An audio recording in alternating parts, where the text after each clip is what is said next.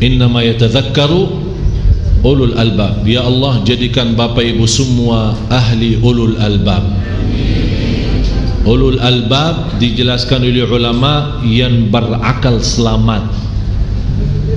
Akal selamat artinya bukan orang stres, bukan. Akal selamat artinya memiliki kecerdasan yang bisa memahami tujuan daripada ayat. Oleh karena itu Bapak Ibu, saya harap saat anda nanti malam salat malam, apalagi malam Jumat, saya minta semua jamaah mulai malam ini kita bikin sistem baru salat malam. Mudah-mudahan karena malam ini malam Jumat dan malam berkah, kita harap mulai malam ini Allah rubah segala-galanya ke depan. Hajat dunia, hajat akhirat, urusan rumah tangga, urusan usaha, urusan rizki, urusan kesehatan kita, segala-galanya Allah uruskan. Jadi kita benar-benar kita buka jubah.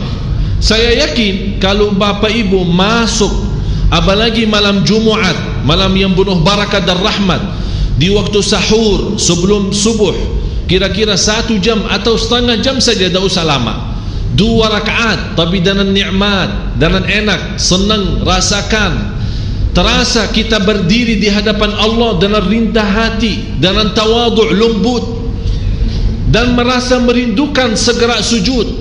Karena habis lama berdiri, saya yakin akan Bapak Ibu malam besoknya, walaupun capek, walaupun ngantuk, walaupun mau tidur, Allah kasih energi untuk kita bangun salat malam lagi. Karena kita sudah terasa indahnya, sudah terasa kenikmatannya. Wallahi kalau bukan salat malam, tak ada lezat di dunia, tak ada istilah nikmat di dunia. Kata ulama, ada surga Allah di dunia. Barang siapa yang masuk surga Allah di dunia, pasti masuk surga Allah di akhirat. Salat malam surga Allah di dunia. Salat malam.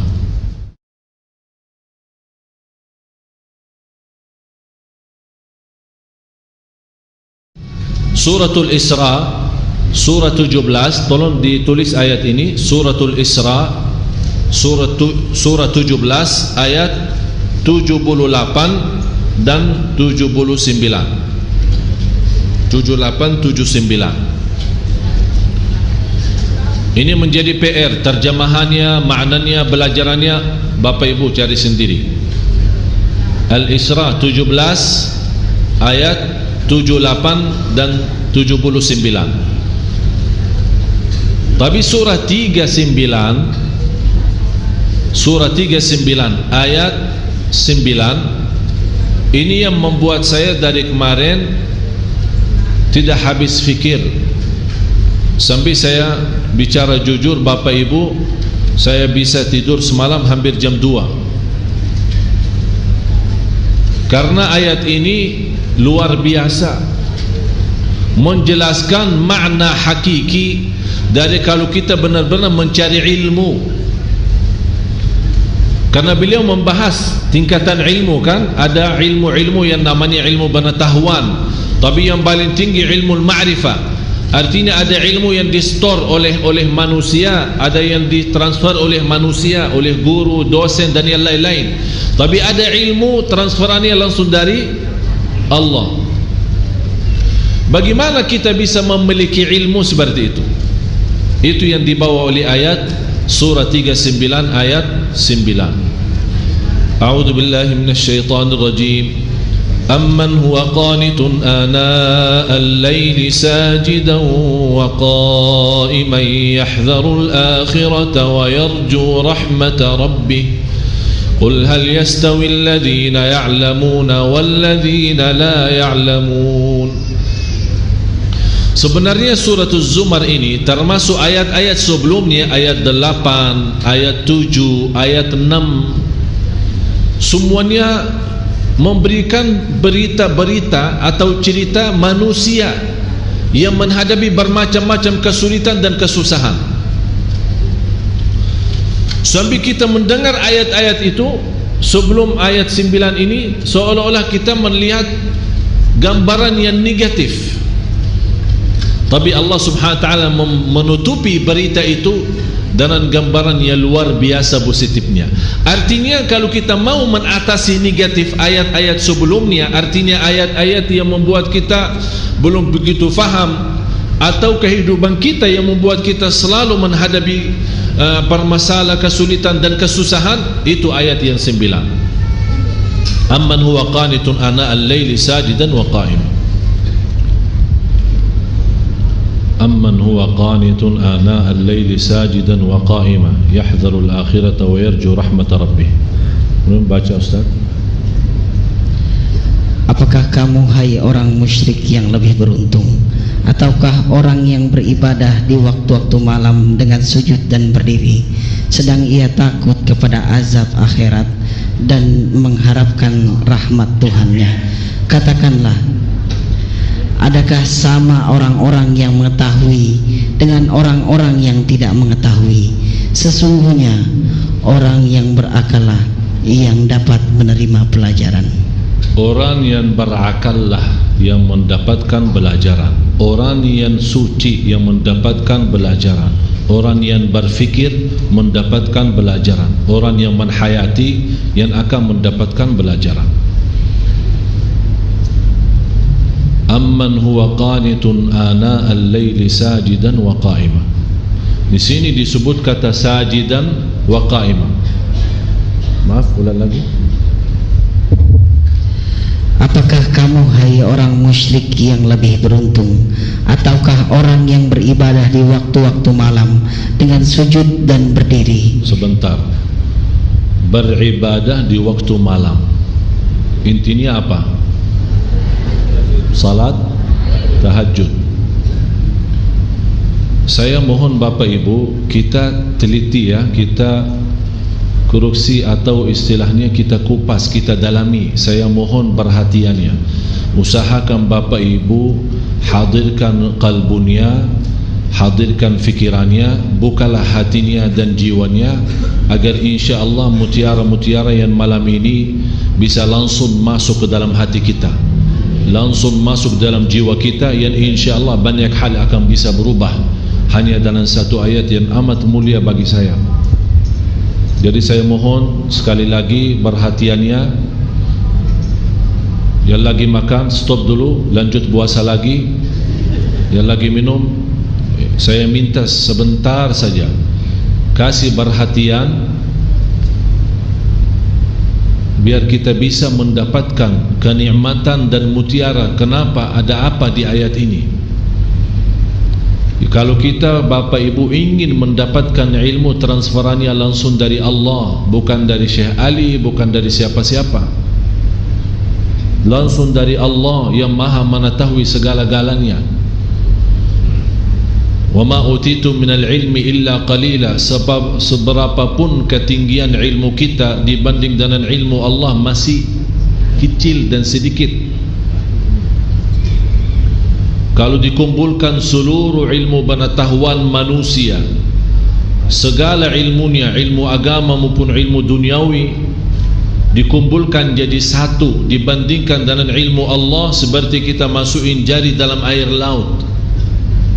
Air laut itulah ilmu Allah, dan jari manusia, ilmu jari-jari manusia itu adalah ilmu seluruh manusia sejak awal makhluk sampai akhir. Berarti tidak ada artinya, belum apa-apa, belum sedikit pun.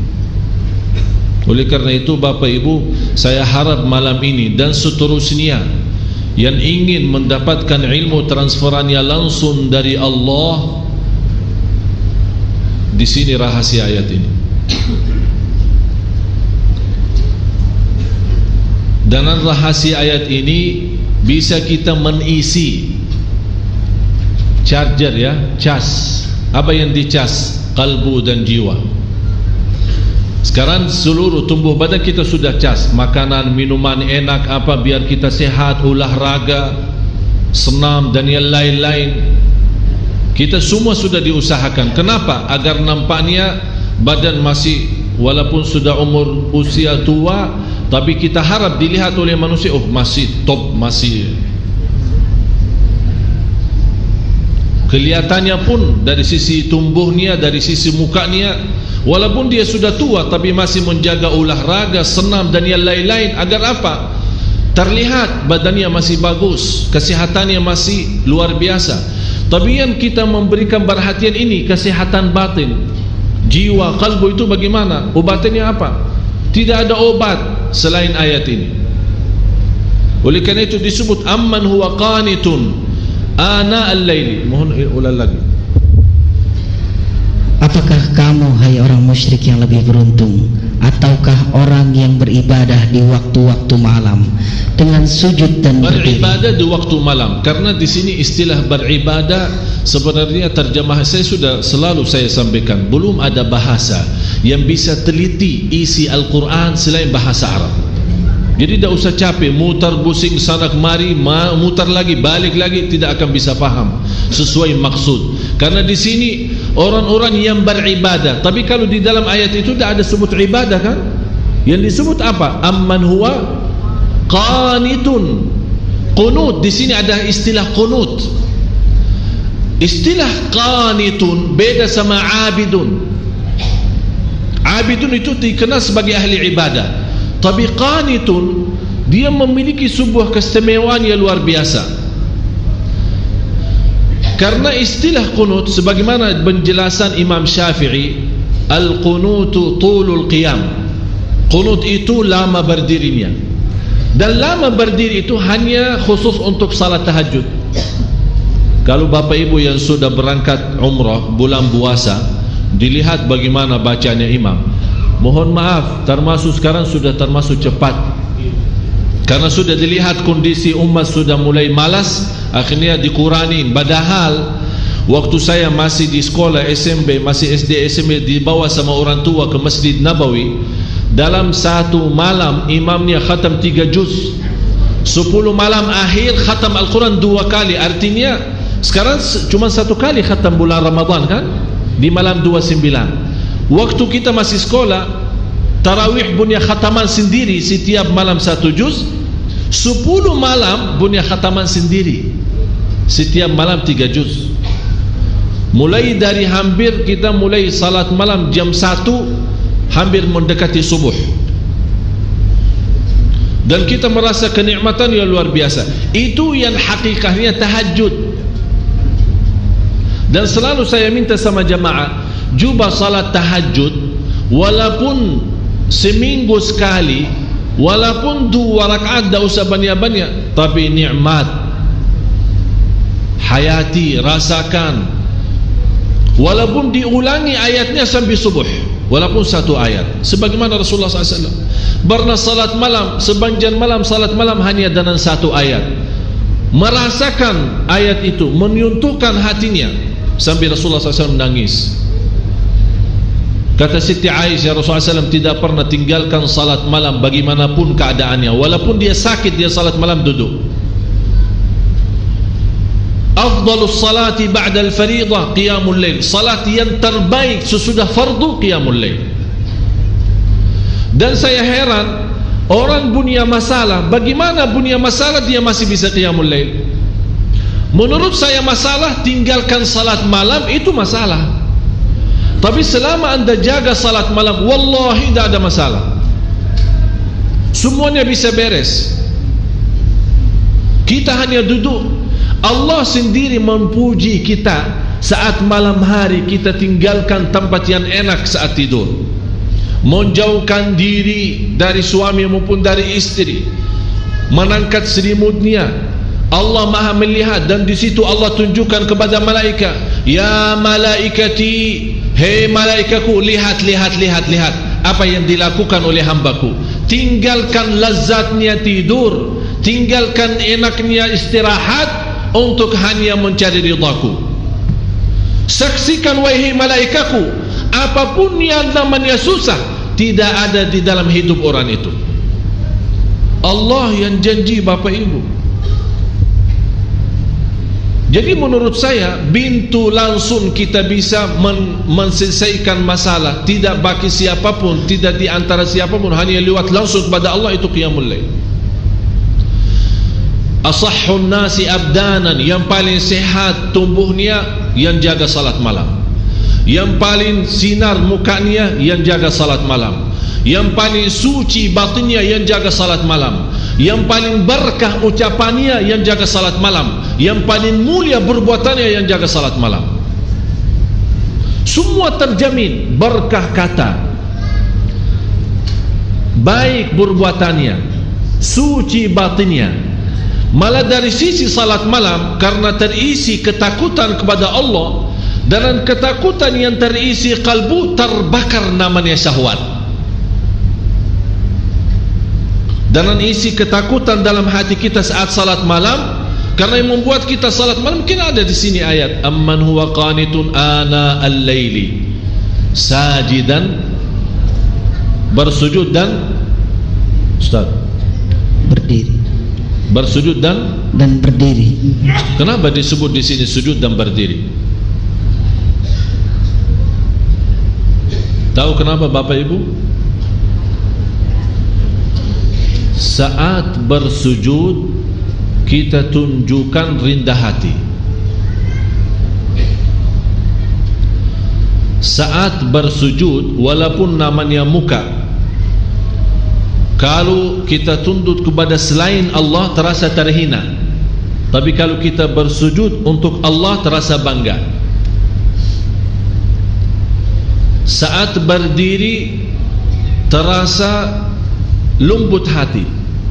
Bagaimana terasa lembut hati? Karena saat berdiri dianjurkan, saat kita berdiri kan mata kita kan tertambah sujud, sampai tidak berani menangkat mata melihat ke atas, seolah-olah kita merasa sudah Allah di hadapan kita. Malah kita malu karena masih muka kita, mata kita, mulut kita masih tercampur banyak dosa dan maksiat. Kita malu menangkat. Ini yang membuat kehadiran kalbu dan fikiran saat itu merubahkan qiyam itu istimewa, sampai Allah menikmati saat kita berdiri. Oleh karena itu disebut di ayat ini amman huwa qanitun ana al-laili sajidan wa qa'ima. Bapak Ibu, kenapa di sini didahulukan kata sajidan, bersujud dan berdiri, padahal kita tahu sama-sama berdiri kan sebelum sujud kan? Tapi kenapa di sini didahulukan sujud? Aqrabu ma yakunu al-'abdu ila Allah wa huwa sajid, paling dekat posisi hamba kepada Allah saat sujud. Paling dekat posisi kita di hadapan Allah saat Allah mendahulukan sujud daripada berdiri, padahal kita tahu berdiri duluan. Allah menanamkan rasa rindu kepada sujud. Oleh karena itu tertanam kita berdiri lama, nikmati bacaan, seperti dari bacaan Al-Fatihah dan ayat-ayat yang lain, kita terasa lagi memuji Allah, membaca kalamullah, mengagungkan dan membesarkan Allah lewat bacaan Al-Quran. Dan terasa, ya Allah, saya sudah lama dan banjan berdiri untuk memujimu. Ya Allah, saya rindu bersujud agar menjadi mendekatimu. Masya Allah. Jadi posisi berdiri dan sujud itu ada ikatan yang luar biasa. Oleh karena itu di rahasia ayat ini dibawakan kata sujudan, sajidan wa qa'ima. Yang lebih indah lagi Bapak Ibu, dibawa kata sajidan, bukan sujudan. Kenapa sajidan? Itu merubahkan orang ini sangat membutuhkan kedekatan kepada Allah. Memang Bapak Ibu semua saya yakin sangat merindukan menjadi hamba yang terdekat kepada Allah. Itu sujudnya. Oleh karena itu dalam kesempatan saat sujud diserahkan oleh Rasulullah kita berbanjang doa, menadu, bermunajat. Karena saat berdiri lama memuji Allah lewat bacaan Quran, kita sekarang mulai minta hajat. Karena saat berdiri kan dah boleh doa. Kapan boleh doa saat? Apa yang kita baca saat berdiri? Alhamdulillahi Rabbil Alamin. Artinya apa? Segala puji. Berarti kita membaca Al-Quran sebenarnya intinya memuji Allah. Kita belum minta apa-apa. Cuba bayangkan kalau ada seorang manusia mulia atau orang kaya, kita duduk di hadapan dia atau berdiri di hadapan dia, kita 1 jam puji dia di depan ribuan orang. Habis kita selesai puji dia, kita minta hajat, kira-kira ditolak enggak? Diterima. Saya pernah melihat ada seorang bawa kata syair memuji seorang raja di Arab, sambil dibawa kata-kata, sambil terus terang saja saya tersentuh hati saya. Padahal dibawa kata-kata, barangkali kalau kita kasih ke Nabi masih mending daripada manusia. Luar biasa pujiannya kepada raja, sambil raja sendiri sudah merasa dirinya kagum, sudah tidak bisa bertahan saking pujiannya tinggi. Habis itu belum dia selesai bacaannya, sudah berhenti, kamu mau apa? Saking senang, saking terbuka hatinya seorang raja, belum selesai orang memujinya, dia malah udah, kamu mau apa? Selesaikan. Ini Bapak Ibu manusia yang masih terisi kotoran, yang masih terisi dosa, yang masih terisi riya, yang masih terisi nifak, yang masih terisi bermacam-macam maksiat, dosa besar maupun kecil. Kalau kita puji dia, dia tetap tersentuh, terbuka hatinya, dia lupakan segalanya dan dia bantu. Musuh, kata Allah, musuh saja bisa menjadi kawan dan teman, menjadi orang teman dekat dengan kita dengan ucapan yang baik, puji. Apalagi maha zat yang agung, zat yang mulia, yang maha suci, yang maha segala-galanya. Kalau kita puji, bagi Allah tidak mungkin mengecewakan hamba yang saat itu dipuji. Oleh kerana itu istilahnya saat kita berdiri memuji Allah lewat bacaan, termasuk bacaan Al-Fatihah dan ayat-ayat yang lainnya, karena kita termasuk orang-orang, ya Allah, walaupun saya tidak pantas membaca kitab-Mu, karena lidah ini yang membaca kitab-Mu masih banyak mengucapkan kata-kata yang kotor dan dusta. Ya Allah, saya tidak pantas membaca kitab-Mu, karena lidah ini sudah banyak berkata-kata bohong dan mencaci maki orang. Ya Allah, saya tidak pantas diberikan kemudahan membaca kitab-Mu, karena lidah ini sudah terlanjur mencaci dan membuka aib orang. Tapi di saat itu kita rasakan saat berdiri dan diberikan oleh Allah kelancaran lidah membaca kitabnya dan memujinya, itulah Allah memberikan pendahuluan agar saat kita sujud seolah-olah Allah bertanya, kamu mau apa lagi? Apa yang kamu butuh? Apa yang kamu perlu? Kalau belum kita puas dari sujud pertama, ini hikmahnya ada 2 kali sujud. Belum puas, ada yang tertinggal. Memang kadang-kadang syaitan menggoda kita, hajat-hajat bisa tertinggal, ada yang lupa. Begitu kita berdiri, ingat saat di antara sujud, masih ada kesempatan lagi, sujud lagi. Allah maha besar, Allah maha agung, Allah maha mulia. Sungguh kita mulia kalau kita betul-betul bisa menikmati yang namanya sujud. Kata seorang salih, wallahi kalau bukan ada sujud di dunia, saya tidak bisa menikmati yang namanya dunia. Tidak ada artinya. Karena ada isi sujud, ada isi salat malam, dan 4 hal yang menjaminkan banyak rizki, bukan memudahkan rizki. Tolong Bapak Ibu hafal, 4 hal bukan menjaminkan rizki, bukan memudahkan rizki, tidak. 4 hal mendatangkan rizki kemari. Dan 4 hal bukan Allah kasih kemudahan berarti kita berjalan mencari rizki Allah kasih, tidak. Bukan dikasih kemudahan, tapi di mana saja kita ada, posisi kita di mana saja, Allah datangkan rizki kepada kita. Yang pertama, qiyamul lail, salat malam. Yang kedua, berbanyak istighfar waktu sahur. Kalau anda tidak salat malam, jangan tinggalkan istighfar waktu sahur. Waktu sahur kapan? Kira-kira 30 menit sebelum azan. Ada satu hadis dijelaskan waktu sahur makan sahur kan? Tapi ada yang suka makan sahur jam 1, ada yang suka jam 2. Tapi menurut saya waktu yang tepat untuk makan sahur dikirakan membaca 50 ayat. Membaca 50 ayat. Kalau bagi kita 50 ayat ya setengah jam lah. Dah tahu bagi bapak ibu gimana? 1 jam ya bolehlah, 1 jam tak apa-apa. Ya tergantung lancar atau tidak. Tapi ukurannya seperti itulah, kurang lebih seperti membaca 50 ayat dari Al-Quran. Itulah namanya waktu sahur.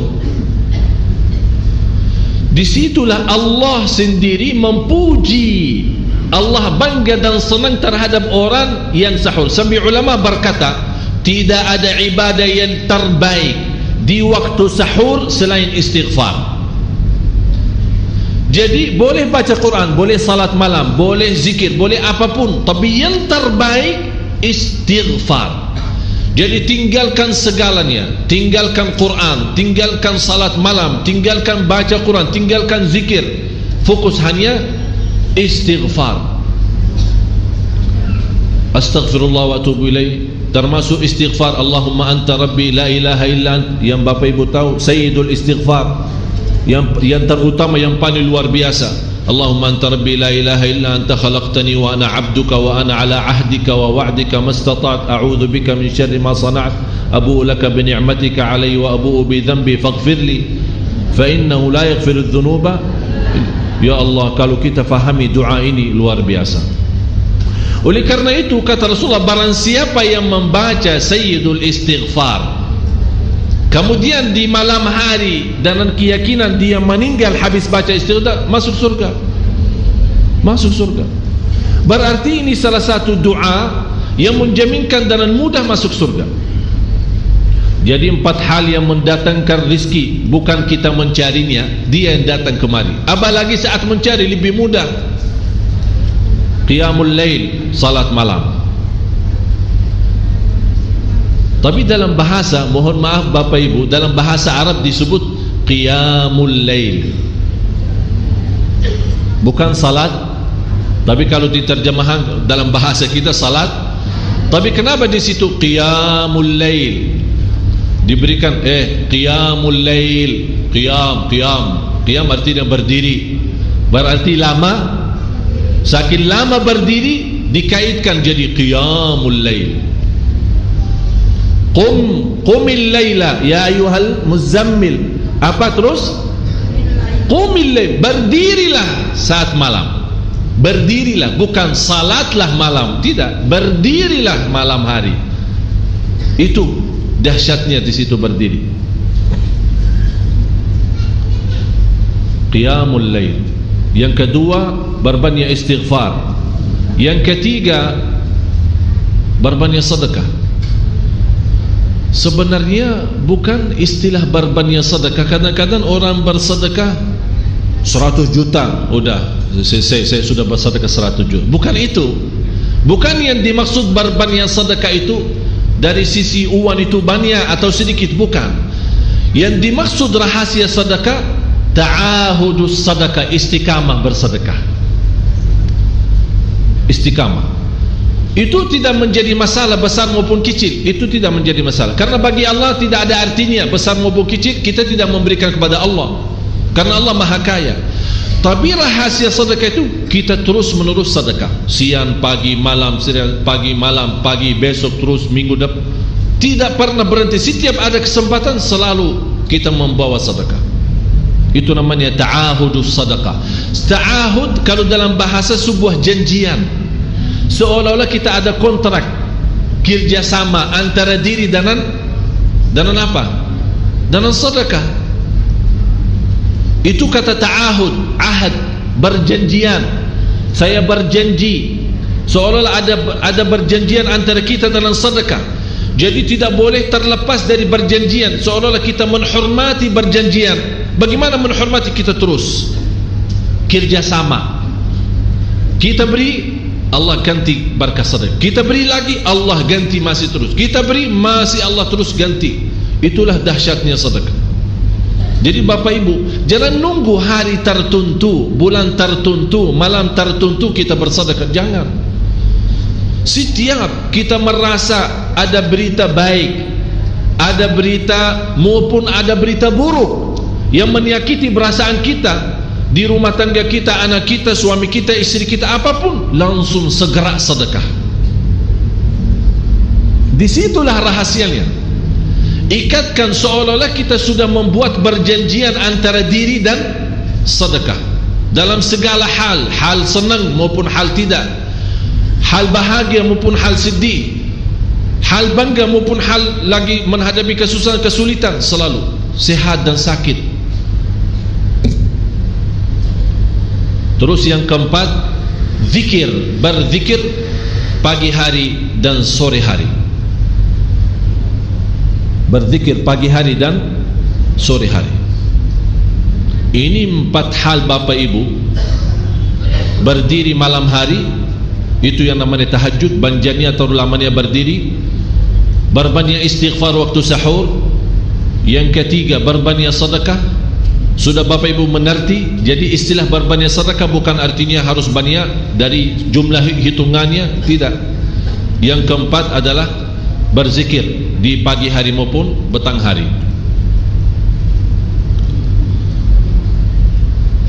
Amman huwa qanitun ana al-laili sajidan wa qa'ima. Sajidan wa qa'ima. Jadi Bapak Ibu, saat kita berdiri lama, walaupun baca satu ayat diulangi berkali-kali, walaupun baca surah pendek tapi diulangi berkali-kali, tidak menjadi masalah. Bapak Ibu hanya hafal qulhu. Qulhu dibaca 3 kali, pahalanya seperti baca Al-Quran 30 juz. Ada seorang salih mengajak kawannya, sudah mendekati subuh, ayo bangun salat malam dan baca sepertiga Al-Quran. Langsung orang itu menjawab, bagaimana saya baca, sebentar lagi mau azan. Bacalah qul huwallahu ahad. Salat malam dan qul huwallahu ahad. Jadi Bapak Ibu, yang saya harap jangan susah fikir, ya Allah saya mau baca apaan. Tidak usah susah fikir. Baca dan nikmati, yang penting nikmati bacaan. Walaupun qul huwallahu ahad setiap hari. Kalau kita pusing baca, Allah tidak akan pusing mendengar. Malah Allah paling senang mendengar bisikan bacaan dan bisikan doa kita malam hari. Allah paling senang mendengar bisikan doa munajat kita malam hari. Itu luar biasa. Terus lanjut. Sedang ia takut kepada azab akhirat dan mengharapkan rahmat Tuhan. Ini Bapak Ibu, takut dan mengharap rahmat. Inti daripada salat malam, inilah rahasia kalau Bapak Ibu mau mendapatkan transferan ilmu dari Allah. Yahdharul akhirah, takut kepada Allah dan takut hari akhirat. Takut aib kita ditahu oleh miliaran manusia. Takut dosa kita ditahu oleh miliaran manusia. Malu terbuka buku amal kita dilihat oleh miliaran manusia. Itu semuanya di hari akhirat. Jadi membuat kita jaga salat malam, ketakutan kita kepada hari akhirat. Karena di hari akhirat itu apapun yang kita sudah sembunyikan, dan tidak ada istilah sembunyi, semuanya terbuka di hadapan Allah, di hadapan malaikat, dan di hadapan seluruh makhluk. Yahdharul akhirah. Dan barang siapa yang mampu menikmati lama berdiri, akan Allah meringankan lama berdiri di hari kiamat. Bapak Ibu tahu berapa lama berdiri di hari kiamat? Satu hari 50.000 tahun. Sekarang kalau saya minta imam khusus malam Jumat ini, ya, malam Jumat ini saya minta Bapak Ibu malam ini kita agak telat pulang. Saya minta sama imam nanti baca Al-Kahfi salat Isya. 110 ayat. Tak tahu bagaimana. Kalau kita takut salah, malah dah ada makmum sudah pulang duluan. Alasannya apa? Oh, anak nanti bis ketinggalan, nanti taksi tak ada, nanti kalau terlalu malam tidak aman. Itu bermacam. Kita takut urusan antaran ke rumah, pulang ke rumah. Siapa yang menamankan nanti di hari akhirat? Kalau takutan di dunia ini dibandingkan dengan takutan di akhirat, tidak ada, tidak bisa dibandingkan, tidak bisa, sangat jauh. Oleh kerana itu kata Allah di hadis Qudsi, barang siapa yang takut kepadaku di dunia, aku amankan dia nanti di akhirat. Barang siapa yang merasa diri aman di dunia, aku akan membuat dia takut nanti di hari akhirat. Tinggal anda milih. Yang perlu kita takuti bukan urusan dunia, Allah. Ini yang membuat kita jaga salat malam. Yahdharul akhirah. Yahdharu, sebenarnya Bapak Ibu, indahnya yahdharu, kata yahdharu ya. Maaf, apa bahasa ini? Sedang ia takut. Sedang dia takut kepada azab akhirat. Ada bahasa yang bisa terjemahkan bahasa Arab. Yahdhar. Yahdharu diterjemahkan takut, padahal lebih sensitif ya. Lebih itu yahdharu apa ya? Hati-hati, waspadalah, waspada. Kalau boleh saya bilang lebih waspada itu menurut saya itu lebih daripada takut. Jadi bukan hanya kadang-kadang kita takut belum tentu waspada, tapi saking waspada betul-betul perhatiannya luar biasa kepada akhirat. Jadi setiap akhirat. Jadi terus terbayang selalu akhirat. Ini yang membuat kita saking waspada, saking betul-betul berhati-hati. Itu yang paling kata yang cocok, kata yahdharul akhirah. Agar seimbang Bapak Ibu, karena Islam menanjurkan jangan takut sampai putus asa. Itu yang dilarang oleh Islam. Kadang-kadang saking banyak dosa kita, sudah terbayang akhirat, sudah betul-betul waspada, ingat dosa lalu, akhirnya lama-lama saking tinggi takutnya, ya Allah, terus bagaimana dosa lalu saya? Apakah diampuni atau tidak? Apakah dapat rahmat tidak? Ayat selanjutnya memberikan seimbang. Yahdharul akhirata wa yarju rahmata rabbih. Ya Allah, Bapak Ibu mohon maaf kalau saya mau teliti ya, setiap kata, setiap ayat, setiap kalimat, setiap huruf. Barangkali sampai subuh belum kita selesai satu ayat ini, belum tentu selesai. Allah Akbar. Wa yarju rahmat rabbih.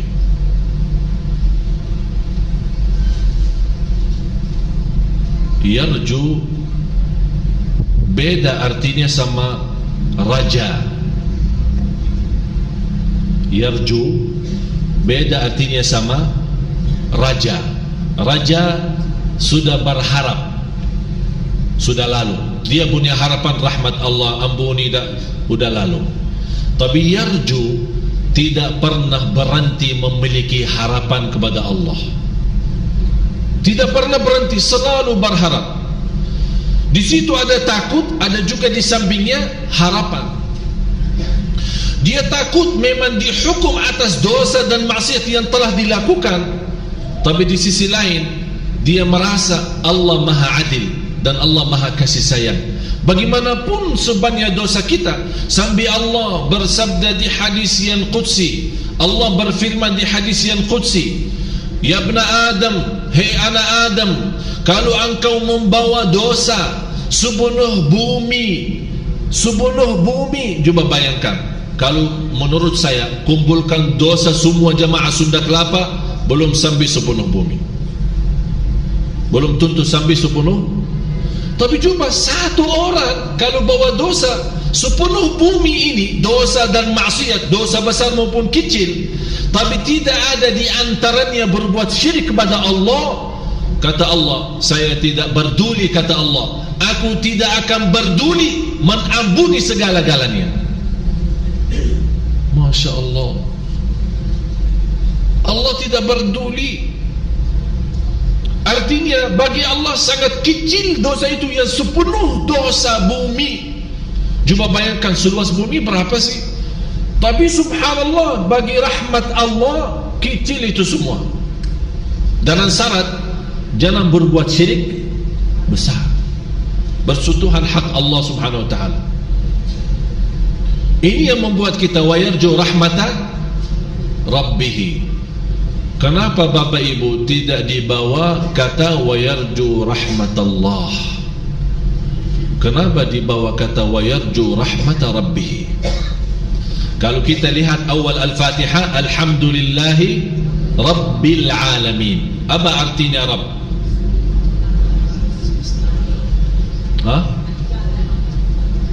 Menjaga.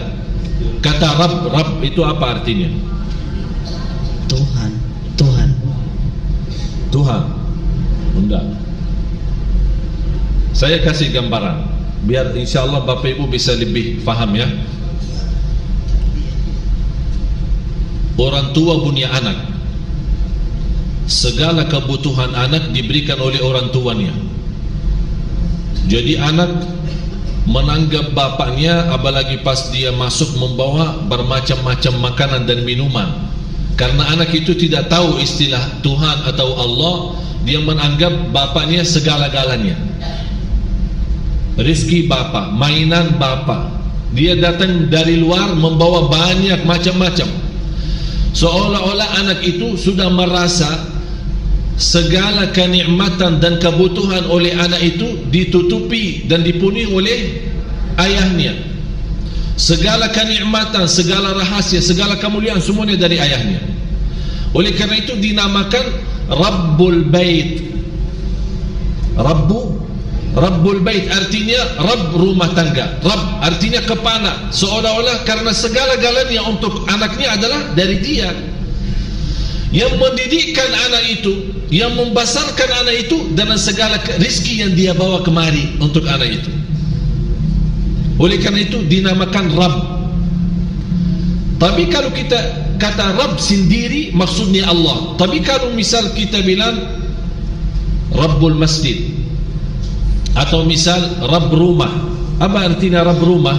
Kepala rumah yang bertanggung jawab segala-galanya. Misal Rabb mobil, apa artinya Rabb mobil? Yang punya mobil. Tapi kalau kita bilang Rabbul Bait, kalau di surat Quraisy kan ada ila fihim rihlat falyabudu rabb hadzal bait. Istilah kata Rabb memang dalam bahasa Arab Rabb itu kalau datang sendiri maksudnya Allah. Tapi kalau ada sebuah kata yang diikutnya belakang itu bisa rubah makna. Di sini kata wa yarju rahmata rabbih. Rabbih ini kan ada hak. Seolah-olah kita di sini mengakui tidak pernah terputus harapan kita kepada Allah sebagai segala nikmat yang aku miliki itu dari Dia. Segalanya dari Dia, lahir batin saya dari kecil sampai besar dari Dia. Oleh karena itu saya bilang Rabbi. Kalau kita bilang Rabbi wa Rabbuka Allah. Kalau di dalam surat Al-Imran ada Rabbana kan? Saat kita baca doa Rabbana atina. Tapi kalau untuk satu orang apa bilang? Rabbi. Rabbi. Berarti kata sebenarnya kata Rabbi lebihnya daripada kata Allah, padahal kata Allah itu termasuk sebuah nama yang sangat agung di antara Asmaul Husna. Tapi kata Rabbi ini sebuah akuian, ada sebuah barakui ya, kita akui sebagai orang-orang yang tidak punya apa-apa. Karena yang mendidikkan kita, yang memberikan segala-galanya Allah adalah Rabbi Allah. wa yarju rahmat Rabbi. Seolah-olah di sini, ya Allah, memang Engkau segala nikmat yang aku miliki hanya dari Engkau ya Allah. Saya juga mengharap rahmat itu sebagaimana nikmat yang tidak pernah terputus. Jadi kita ikat kata Rabbi karena kita meyakini dan akui dalam batin kita dalam kata Rabbi, ya Allah, Engkau Rabbi yang mendidikkanku, yang memberikan segala nikmat yang aku miliki, nikmat harta, nikmat sehat, nikmat segala kalanya, dari kecil maupun besar, yang terbayang maupun yang tidak terbayang. Kita akui sebagai orang-orang yang mengakui kenikmatan itu. Ya Allah, kita harap nikmat yang terus menerus kepada kami sepanjang hari hidup kami, ya Allah, kami juga harap rahmat itu tidak pernah terputus. Wa yarju rahmat Rabbi. Bapak Ibu, kalau kita bisa rasakan seperti ini, baru Allah berkata, wahai Muhammad sallallahu alaihi wasallam, hal yastawi alladhina ya'lamun wal ladhina la ya'lamun. Adakah sama orang-orang yang mengetahui dengan orang-orang yang tidak mengetahui? Apakah sama Bapak Ibu yang tahu sama yang tidak tahu?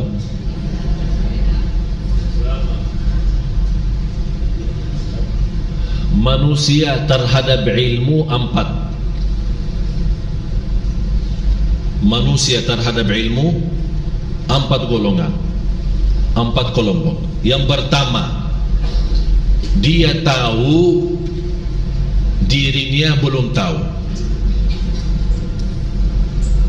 Ini maaf ya, bahasa mungkin agak sedikit aneh ya.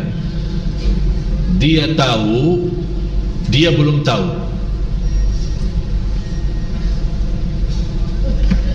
Atau istilah lain, dia yakin, dia tahu dirinya tidak tahu apa-apa. Faham? Belum faham ya? Jadi kalau ditanya tahu, ana yakin tak tahu apa-apa. Ana tak tahu apa-apa.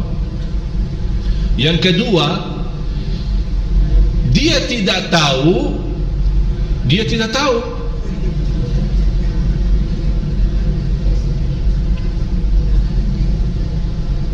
Ini juga menjadi masalah. Dia tidak tahu dirinya, tidak tahu apa-apa. Yang ketiga, dia tahu dirinya tahu. Dia tahu dirinya tahu. Terus yang keempat kira-kira apa?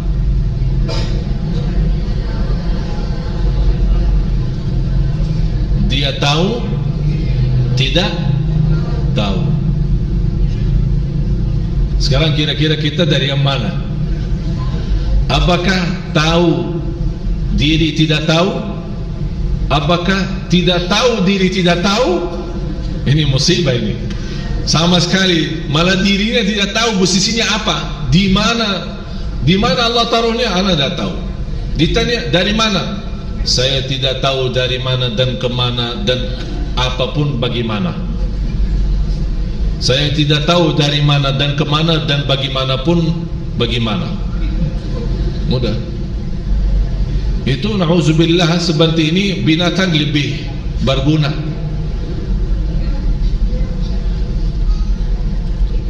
Yang pertama, dia tahu dirinya tidak tahu. Yang kedua, dia tahu dirinya, dia tidak tahu dirinya tidak. Ini musibah ya? Mudah-mudahan tidak ada di antara kita yang tidak tahu dirinya tidak tahu. Yang ketiga, dia tahu dirinya tahu. Yang keempat, dia tidak tahu dirinya tahu. Maaf, saya memang bawa bahasa tapi yang mungkin, tapi Bapak Ibu sudah faham tujuannya, maksudnya apa. Itulah qul hal yastawi alladhina ya'lamuna wal ladhina la ya'lamun. Apakah sama orang yang tahu sama yang tidak tahu? Berarti yang tahu dua golongan, yang tidak tahu juga. Yang tahu dirinya tidak tahu, ada yang tahu dirinya sudah tahu. Ada yang tidak tahu dirinya tidak tahu, ada yang tidak tahu dirinya tahu. Jadi tahu aja. Mau makanan tahu ya. Jadi makanan tahu dan tempe. Qul hal yastawi alladhina ya'lamuna wal ladhina la ya'lamun. Sebelum ditutupi ayat ini, Allah berkata apa? Ustaz, innama yatadzakkaru ulul albab. Sesungguhnya orang yang berakalah yang dapat menerima pelajaran. Mudah-mudahan Bapak Ibu di hari ini diberikan oleh Allah kecerdasan fikiran, bisa memahami ayat ini.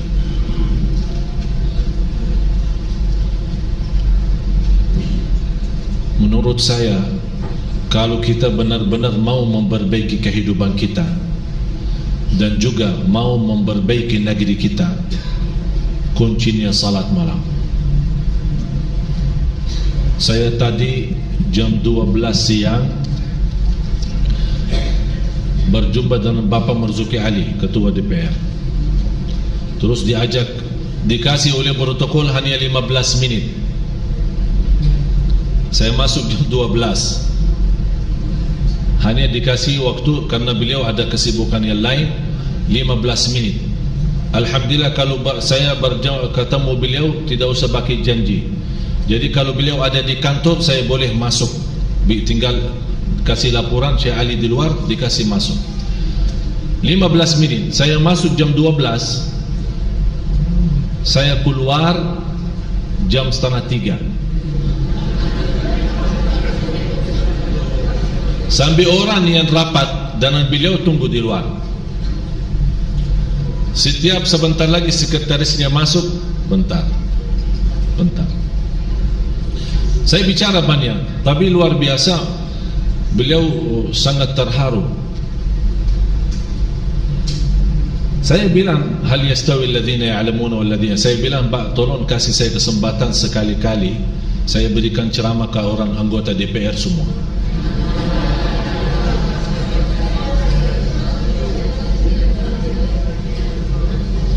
InsyaAllah dengan pertolongan Allah keluar dari DPR semua nangis.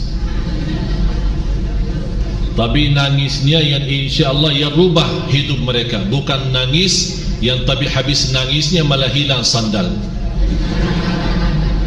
Ada satu cerita, seorang salih khutbah Jumat, khutbah yang membuat jamaahnya nangis, terharu, tersentuh. Begitu bubar dari salat Jumat, malah hilangnya sandal imamnya hilang. Dia heran, kalau memang semua jamaah nangis, yang curi sandal saya siapa sih? Jadi kan nangis bermacam-macam. Dan yang kita harap nangisnya itu yang bisa merubah kita, yang bisa menanamkan rasa malu, yang bisa menaikkan kualitas takut. Yang saya selalu bilang, terisi takut hati kita kepada Allah, terbakar yang namanya syahwat. Bukan menghilangkan syahwat lagi, terbakar, habis total syahwat itu. Jadi bagaimanapun datang syaitan menggoda, tidak ada lagi, tidak ada yang tersisa dari syahwat karena sudah terbakar habis. Itulah saking nikmatnya ayat ini. Yang mudah-mudahan Bapak Ibu kita menjadi orang yang disebut oleh Allah di ayat 9 ini. Innama yatadzakkaru ulul albab. Ya Allah, jadikan Bapak Ibu semua ahli ulul albab. Ulul albab dijelaskan oleh ulama yang berakal selamat. Akal selamat artinya bukan orang stres, bukan. Akal selamat artinya memiliki kecerdasan yang bisa memahami tujuan daripada ayat. Oleh kerana itu Bapak Ibu, saya harap saat anda nanti malam salat malam, apalagi malam Jumat, saya minta semua jamaah mulai malam ini kita bikin sistem baru salat malam. Mudah-mudahan karena malam ini malam Jumat dan malam berkah, kita harap mulai malam ini Allah rubah segala-galanya ke depan.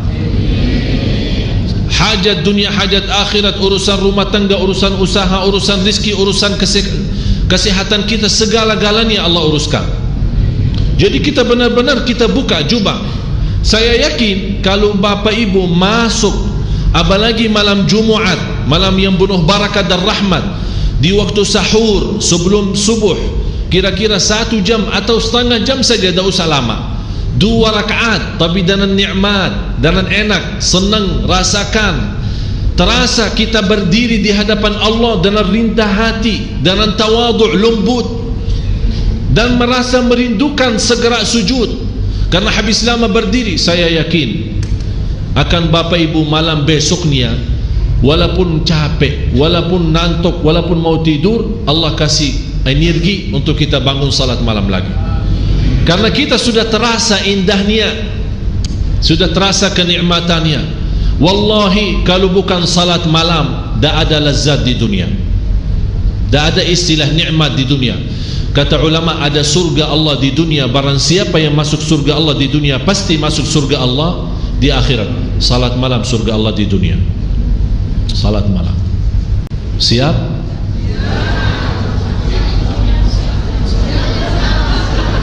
Masih ada yang bilang insyaAllah. Fa'idha azamta, azam baru tawakal. Siap insyaAllah. Kita tunjukkan, saya harap Bapak Ibu, kita tunjukkan kepada Allah jujur niat kita. Walaupun dari sekarang kita nawaitu, tunjukkan Allah, karena sekarang melihat bukan ucapan kita, bukan apa yang Bapak Ibu dengar, tapi Allah sekarang saat ini melihat apa isi hati Bapak Ibu. Isinya apa? Kita, Allah melihat isi hati saya akan tunjukkan Allah. Seolah-olah kita berkata dari dalam hati saya, ya Allah, lihat saja nanti, lihat saja nanti bagaimana.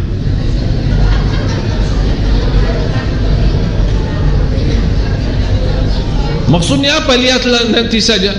Kita tunjukkan, sebagaimana kita tunjukkan kepada, kita tunjukkan, ya Allah, kalau engkau memang mau melihat, nanti saya tunjukkan malam hari. Lihat segala-galanya dari aku, ikhlas, khusyuk, dan luar biasa keistimewaan. Disitulah Bapak Ibu, wallahi saya yakin, begitu anda salat subuh dan buka hari baru, sungguh akan menjadi berbeda dalam segala perasaan kita. Mau coba?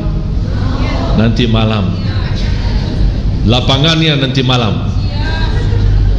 Disitulah kita tunjukkan kepada Allah. Mudah-mudahan dengan kejujuran Bapak Ibu, dengan keikhlasannya Bapak Ibu, Allah buka hati kita semua, diberikan kecerdasan pikiran agar kita bisa menikmati dan memfikirkan. Saya mohon, sebelum kita bubar acara ini, saya mohon semuanya malam ini memberikan sedekah agar bisa dipimpin oleh Allah nanti malam untuk salat malam. Semuanya. Kalau ada kota amal silahkan isi.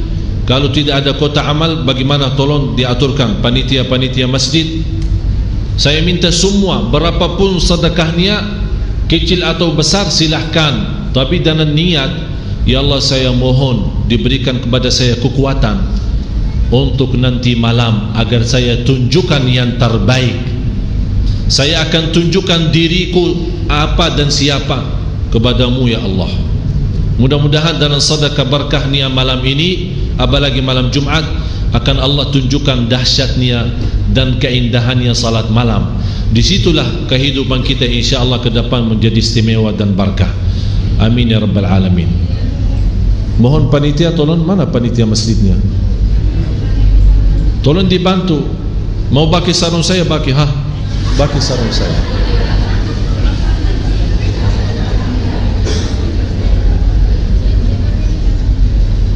Semuanya saya harap semuanya bersedekah malam ini. Apa bagaimana terserah, mau berapa terserah. Saya tidak tuntut dan saya tidak minta. Pokoknya saya harap, tapi dengan niat satu, ya Allah kasih saya kekuatan dan taufikmu agar saya nanti tunjukkan kata sajidan wa qa'ima sebagaimana ayat ini.